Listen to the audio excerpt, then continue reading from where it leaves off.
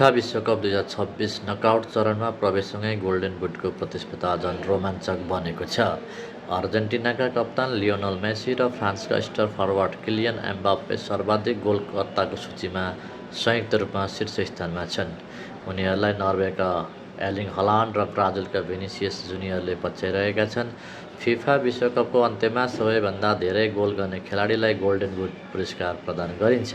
यदि दुई वा सोभन्दा बढी खेलाडीको गोल सङ्ख्या बराबर भएमा सबैभन्दा धेरै असिस्ट गर्ने खेलाडी विजेता बन्छ। गोल र असिस्ट दुवै बराबर भएमा कम समय मैदानमा बिताएर ती उपलब्धि हासिल गर्ने खेलाडीलाई पुरस्कार प्रदान गरिन्छ। हाल फ्रान्सका एम्बाप्पे 6 गोल र 2 असिस्टसहित गोल्डन बुटको दौडमा अग्रस्थानमा छन्। अर्जेन्टिनाका मेसीले पनि 6 गोल गरेका छन्, तर उनले अहिलेसम्म कुनै असिस्ट दिएका छैनन्। नर्वेका एर्लिङ हलान्ड 5 गोलसहित तेस्रो स्थानमा छन्। फ्रान्सकै उस्मान डेम्बेलेले 4 गोल र 2 असिस्ट गरेका छन् भने ब्राजिलका भिनिसियस जुनियरले 4 गोल र 1 असिस्ट गरेका छन्। एम्बाप्पे हालका गोल्डन बुट विजेता हुन्। उनले कतारमा सम्पन्न सन् 2022 विश्वकपमा 8 गोल गर्दै यो सम्मान जितेका थिए। हाल विश्वकप खेलिरहेका खेलाडीमध्ये एम्बाप्पेसँगै इङ्ल्यान्डका ह्यारी केन र कोलम्बियाका हामेस रोड्रिगेज दोस्रो पटक गोल्डन बुट जित्ने लक्ष्यमा छन्।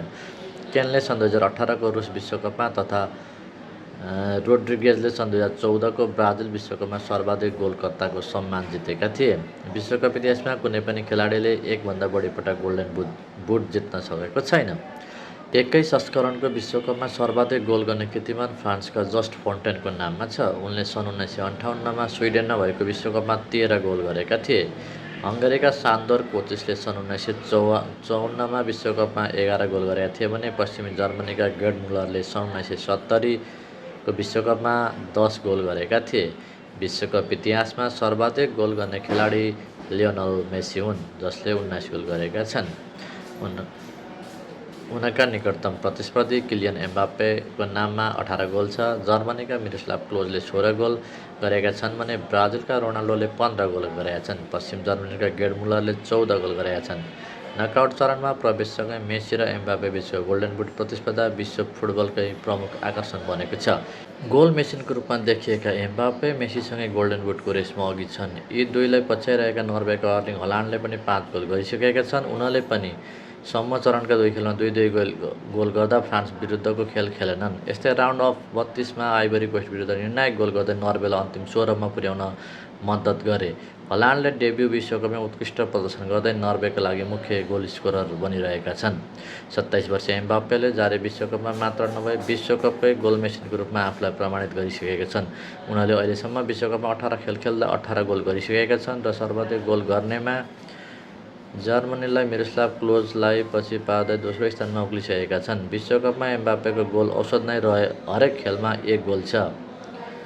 उनी अब सर्वाधिक 19 गोल गरेका मेसीभन्दा 1 गोलले मात्र पछि छन्।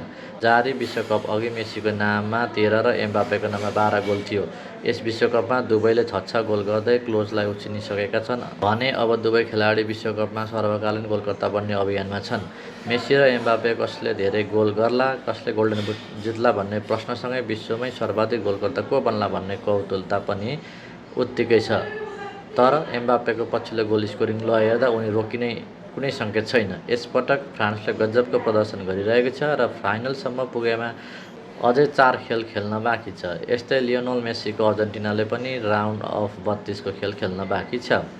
मेसीले विश्वकपमा सर्वाधिक खेल खेल्ने, सर्वाधिक गोल गर्नेदेखि सर्वाधिक 6 पटक विश्वकप खेल्ने, लगातार 7 खेलमा गोल गर्ने जस्ता दर्जनौं कीर्तिमान बनाइरहँदा एम्बाप्पे पनि आफ्नै कीर्तिमान बनाउन तयार भइसकेका छन्। विश्वकपमा सर्वाधिक गोल गर्नेमा मेसीसँग टक्कर गरिरहेका एम्बाप्पे विश्वकपमा लगातार गोल्डन बुट जित्ने खेलाडी बन्ने लक्ष्यमा समेत छन्। सन् 2018मा विश्वकपमा डेब्यू गर्दा 4 गोल मात्र गरेका उनले सन् 2022मा विश्वकपमा 8 गोल गर्दै गोल्डन बुट अवार्ड जितेका थिए। यसपटक पनि गोल्डन बुट जितेमा एम्बाप्पे विश्वकपमा एकभन्दा बढी पटक गोल्डन बुट जित्ने पहिलो खेलाडी बन्नेछन्। नकआउट चरणमा प्रवेशसँगै मेसी र एम्बाप्पे बीचको गोल्डन बुट प्रतिस्पर्धा विश्व फुटबलकै प्रमुख आकर्षण बनेको छ। आगामी खेलहरूले सर्वाधिक गोलकर्ताको यो रोचक दौड कसको पक्षमा जाने हो भने निर्धारण गर्नेछ।